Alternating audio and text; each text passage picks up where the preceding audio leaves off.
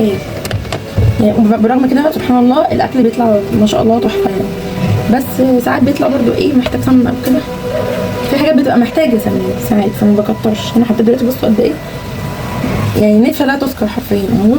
بصوا حتت صغيره قوي يعني، حوالي معلقه كده تمام. بس ده بقى ايه، احط لها شويه زيت بس، مش عايزه سمنه كتير. الزيت بحسه ان هو اقل ضرر شويه من السمنه. ليه؟ لان السمنه بتبقى دهون بتتكتل في يعني بتبقى بتتجمد، انما الزيت دهون سايحه. مش عارفه انا بحس كده، ما اعرفش المعلومه دي صح ولا غلط.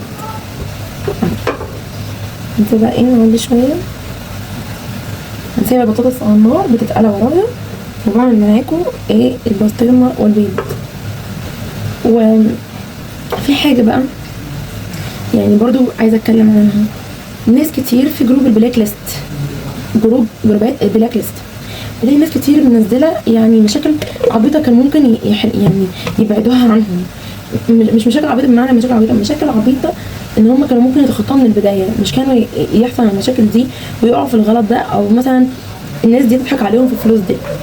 بشوف ناس بتبقى جايبه حاجات ب 2003 وب 1500 و 500 جنيه. يا جماعه طبعا احنا مش الفلوس دي مش في الارض بنلاقيها، احنا بنتعب فيها.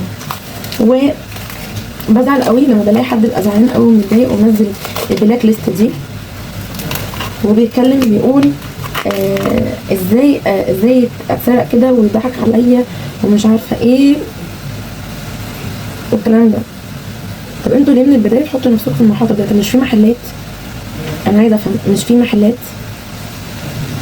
في محلات بحب اقطع البسطرمه صغيره قوي عشان تبقى يعني تبقى موجوده كل مكان، ما تبقاش قطع كبيره وحته موجود فيها وحته لا، فاهمين؟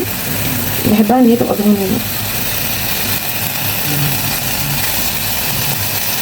المهم في اماكن بتشتري منها، ليه بتروحوا تجيبوا من اونلاين؟ ليه؟ بالذات اللبس والميك اب.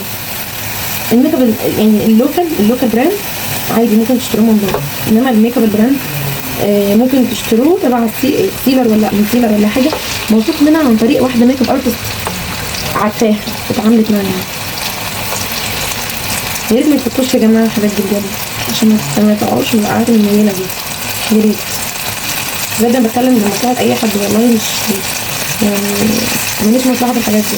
المهم بعمل اهو البسطرمه راح جاي